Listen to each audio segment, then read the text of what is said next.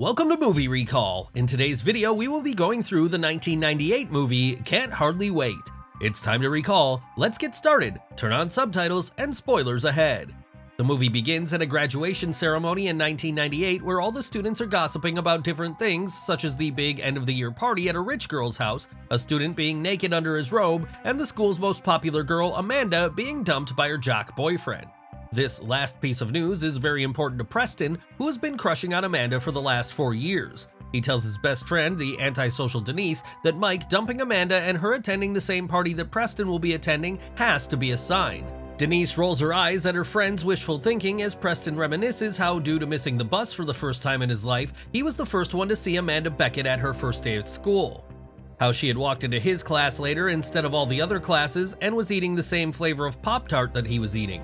But when the teacher had asked who was going to give Amanda a tour of the school, Mike Dexter, the popular jock, had beaten Preston to it. Preston now plans on giving Amanda a letter that he's written, confessing his love for her, and drags Denise to the party that night. Meanwhile, Mike Dexter's jock buddies are asking him why he's broken up with the hottest girl in school, but Mike has bigger plans. He's going to go on to college and have sex with college women, without being tied down by his lame girlfriend.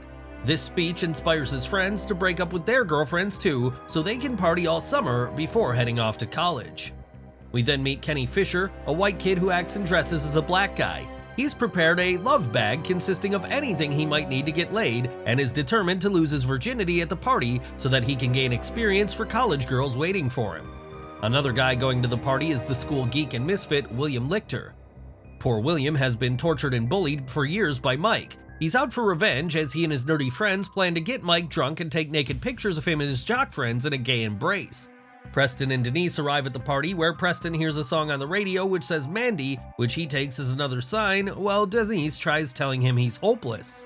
Inside the party, they're greeted by the girl whose party it is and a junior who asks them to sign her yearbook. Kenny and William also arrive with their friends. Kenny has shortlisted 10 girls and tries acting cool to attract their attention, but Denise notices him and makes fun of him to Preston. Preston then reminds her that she used to be friends with Kenny, and she says that 4th grade friends don't count as they're all children. William sets his friends up on the roof of the pool house, and his friends are super impressed by his scheming. He says that he will drink beer to blend in and that he's downloaded something off the net to help him understand how drunk he is. Mike and his friends arrive, who are immediately surrounded by their squealing girlfriends, but before the guys can break up with them, Amanda arrives at the party. Everyone is shocked that she came, and she's clearly uncomfortable with all the staring and whispering, but walks in tall. She greets the girls who fake being concerned about her breakup. Preston follows Amanda around before deciding to go talk to her. Denise tells him to go ahead and that she'll get a ride from someone else. In a room, Amanda is being comforted by the girls and she realizes that they can't seem to talk about anything else but her breakup with Mike. She leaves and the girls waste no time talking crap about her behind her back. Kenny, meanwhile, is having no luck in trying to score a girl. One girl he tries to hit on ends up making fun of him by reminding him how they used to call him Cheeto Chester because of how the Cheetos got stuck in his braces. Embarrassed, he walks away and keeps trying. Eventually, he overhears a girl crying for a friend about her boyfriend sleeping with a sophomore and says that she'll sleep with a guy at this party just to get back at him. Hearing this, Kenny jumps in and gives the girl the cheesy lines, and when she asks him to go to the pool house with her, he tells her he'll be right back. He goes to the bathroom for some preparations but finds a long line. He asks the girl whose party it is if he can go upstairs, and after he tells her who ruined the family portrait, she says he can go, but warns him not to shut the door all the way because it is faulty. Mike is wandering around alone, waiting for his friends to end it with their girlfriends, but he finds them all having fun. They make excuses about how they can't end it right now, making Mike angry at them. Preston finally finds Amanda and sits next to her, but before he can say hello, a guy from his class comes to him and starts recalling embarrassing stories about him. By the time Preston gets rid of him, Ron, Amanda's second cousin, finds her, and they leave the room. Meanwhile, Denise has been very bored and lonely while walking around. A girl throws a brownie at her head. Denise goes to the upstairs bathroom where she finds Kenny practicing moves from the Kama Sutra and drying his jeans with a hairdryer. She freaks out, thinking she walked in on something else, and in her panic, shuts the door behind her, locking them both inside. During this time, William has become extremely drunk and forgotten about his plan to get revenge on Mike Dexter, while his friends are waiting on the pool house roof and hoping he's blending in all right, although they don't have to worry about a thing. Amanda is being consoled by Ron, who asks her about her relationship with Mike. She opens up, saying that in her old high school, she was nobody, and when she started going out with Mike, she became popular and it felt nice for a while. But she didn't break up with Mike all these years because she was afraid of being alone and of not being Mike Dexter's girlfriend. After all, she no longer realizes who she is. She thanks Ron for listening, but we find out that he was just being nice to her because he wanted to hit on her. He kisses her right when Preston walks in, who thinks Amanda is now with someone else and, in his sadness, throws away the letter that he wrote her in the trash can. He then drives away from the party. However, as fate would have it, through a series of events, the letter ends up back at the party and lands right in front of Amanda. She notices it and opens it, reading it. In it, Preston talks about how no one ever looks at Amanda as her own person, and that he isn't after her because she was Mike Dexter's girlfriend or the prom queen, and that he just wants her to give him a chance. Moved by his words, Amanda starts asking around for Preston, but no one gives her a helpful answer. In the upstairs bathroom, Denise and Kenny are annoyed at each other. Denise tells him to take a look in the mirror because he's white and he shouldn't talk like black guys just to appear cool. Kenny says that she should look at herself, calling her Miss Antisocial, and how she thinks she's better than everybody. Denise says that she doesn't think that, but Kenny is the one who stopped talking to her after the 6th grade. Even though he used to sleep over at her house and play games in her basement, how he bought cards for her every Valentine's Day and those candy hearts, but then in high school, he wanted to sit at the trendy table and Denise, who was a smart kid with parents who weren't too rich, was too uncool for him. Meanwhile, we see Mike trying to hit on 2 girls, telling them that he's newly single and how he heard that they thought he was the hottest guy at school. The girls say that they did think that, but that was before Mike told the same guy that he thought they were skanks. Mike meets up with a guy named Trip McNeely, who was a sexual icon in his high school years. Trip tells Mike that the biggest mistake he made was breaking up with his long-term girlfriend when he went to college because he thought he'd be getting along with all kinds of girls there. Mike realizes he made a mistake with Amanda and tries to get back with her. He finds her back at the house and tries to kiss her. When she pushes him away, he says that they should talk about them because he's been thinking and he thinks that they should get back together. Amanda is disgusted with his behavior and tells him that her answer is no. After hearing her refusal, Mike asks her to think about it carefully because who will want her now? Amanda insults him, giving it to him straight, and walks away. The whole party has gathered around to watch and they all make fun of Mike Dexter, even his friends. In his humiliation, he starts drinking heavily.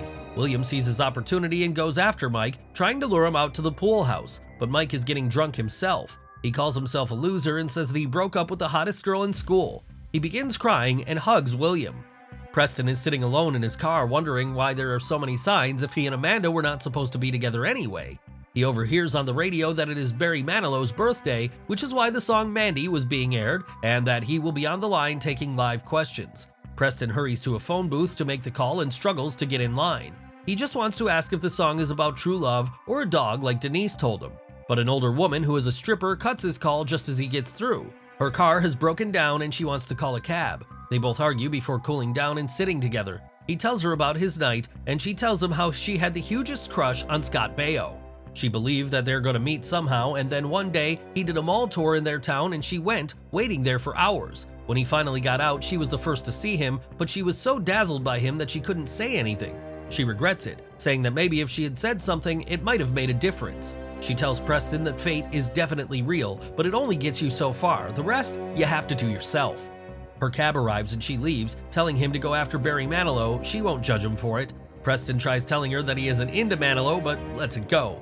He rushes back to the party and arrives just in time to see Amanda walking out, trying to avoid the horde of guys trying to get into her pants now that she's publicly refused Mike. Preston goes after her and blurts out, "I love you," but Amanda doesn't know that he's Preston and thinks he's just another guy trying to do her. She tells him to get a life and leaves him there, heartbroken.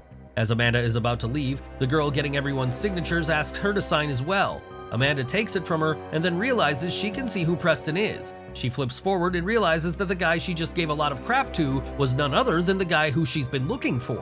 She rushes out back to find him, but he is long gone. She goes home and begins tearing down the memories she had with Mike. Preston's letter helped her realize that she was special and that she was worth much more than just being Mike's girlfriend. Meanwhile, Denise and Kenny are waiting to be found and joking around when Kenny kisses her. Denise kisses him back and the two of them get to making some hormone sandwiches right there on the bathroom floor.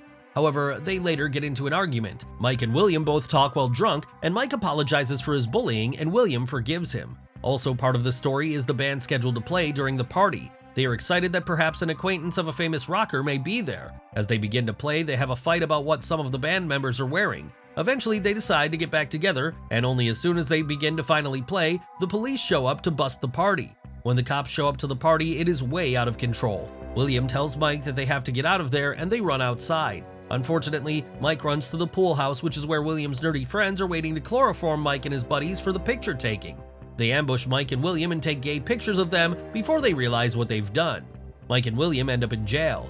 Denise is out walking home when Kenny drives up beside her. He said he's sorry for the fight they had, and they make up and head to a diner for breakfast. Outside the diner, Denise goes to talk to Preston about what happened, and he tells her Amanda didn't feel the same way. William wakes up in jail and learns from an officer that Mike has taken all the heat, saying he beat William up and took the naked pictures of them. The next morning, William heads to the diner to thank Mike, but Mike is acting like his old self again, telling William to get lost. Stung by Mike's betrayal, William walks out of the diner, vowing never to see or talk to Mike again. We find out that he went to Harvard and became very popular. He ended up making software that made him a millionaire, and he's now dating a supermodel. Mike, on the other hand, drank too much at college and lost his football scholarship. He's now 40 pounds overweight and lost his job at a car wash after some incriminating Polaroids surfaced. Preston heads to the train station to go off to school in Boston. Amanda finds him there and thanks him for the letter. They decide that since he's leaving, they can't be together. She says she should probably be alone for a while anyway. As she walks away, Preston turns back and runs to her, saying he could catch a later train. They decide to try to make it work long distance. They write to each other every day and are still together. This is where the movie ends. Thanks for watching. Please like, subscribe, and click the bell icon to get new movie recaps.